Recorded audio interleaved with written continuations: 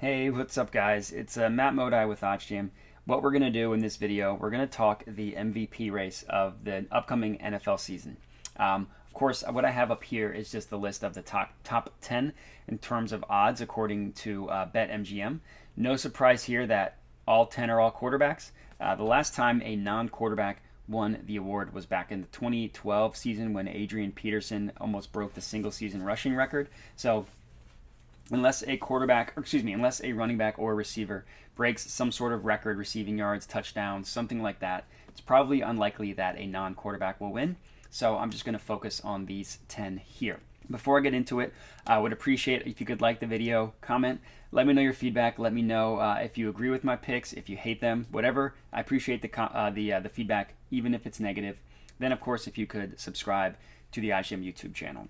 Again, for me, my name is Matt Modi. I'm a content producer and betting analyst for OddsJam. If you wanted to find me on Twitter, you can at my handle Modi underscore Matt. So let's get into it. So looking at the odds, looks like there are about 5 QBs jumbled as a pretty clear top 5 favorite. Number 1 being Josh Allen, with Mahomes and Brady being tied for second, and then Rodgers and Herbert being tied for third at plus 900, again, according to BetMGM. What I also have up here are the odds across all the sports books that are currently offering odds. So that way, if I see a play I like here on BetMGM, like if let's say I wanted to bet Josh Allen, I could go to OddsJam and I could see where all the other books price him. Now it looks like PointsBet, FanDuel, and MGM all have him at plus 700. With the OddsJam line here having him at plus 645, so that is a little bit of value. Anywhere in which you can get better odds than the OddsJam line is going to have a value. But, so I'll start with Josh Allen. He's the clear favorite. You know, I'm not sure if he should be the clear favorite. He had a wonderful 2020 campaign with just racked up the yards, racked up the touchdowns. A true breakout season for Josh Allen. He took a step back last year in terms of those statistics.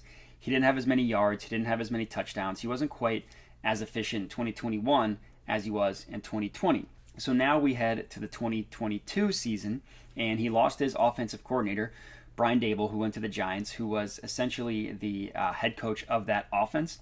They replaced him with Ken Dorsey. Now, granted, Ken Dorsey has been in that building since 2019 as the quarterback's coach. So all reports are that he's going to continue to run the same offense that Brian Daboll ran. It's just hard to know exactly how much an offensive coordinator does, and it's almost impossible to place value on one of those people. We know they're valuable, but we don't know their value above their replacement, So that's one thing that makes me a little bit nervous with Josh Allen as the favorite. I would have thought it would be someone like Mahomes, but now to transition to Mahomes, he lost his number 1 receiving weapon in Tyreek Hill. Replaced him with Juju Smith-Schuster, replaced him with some draft picks, and they signed Marquez Valdes-Scantling. Now, Scantling was with Aaron Rodgers for the beginning of his career. Didn't really, he kind of flashed, was never consistent. It's hard to think that as good as Mahomes is, Rodgers is probably just as good. So it's hard to think you can count on Valdes-Scantling that much. Juju Smith-Schuster had a breakout campaign his first 2 years opposite Antonio Brown. He's kind of disappointed ever since. Had his first serious injury last year when he hurt his shoulder. So we don't really know what to expect from Juju. Obviously, they still have a good offensive line. They still have Travis Kelce. They still have Mahomes and Andy Reid, which is sometimes all you need. But I wouldn't be surprised if we saw Mahomes take a step back here.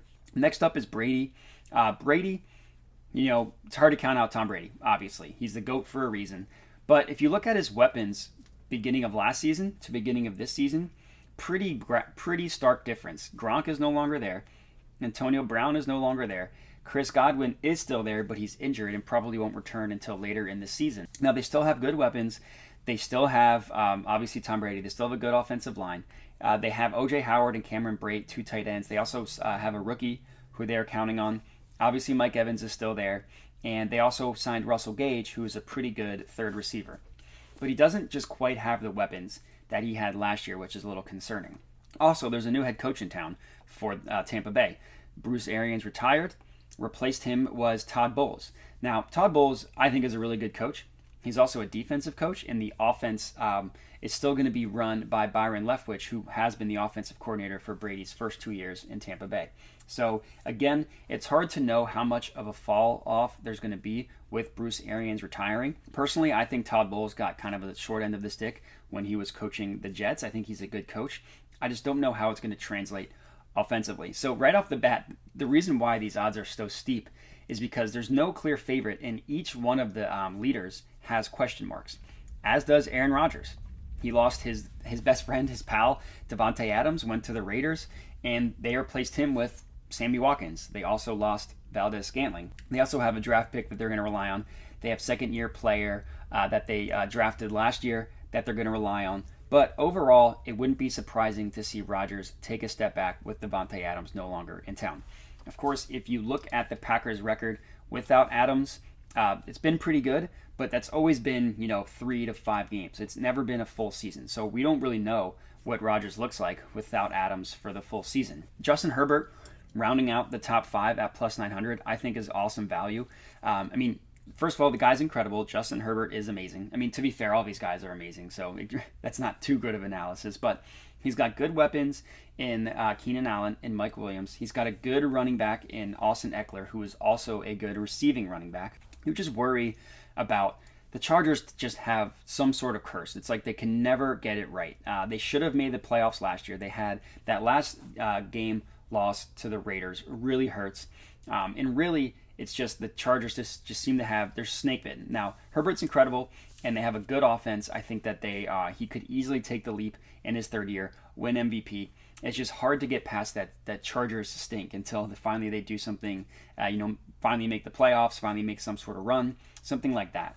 Now, of these top 5, I actually like Brady the best at plus 800. Losing the way he did to the Rams after that comeback just to lose on a last-second field goal.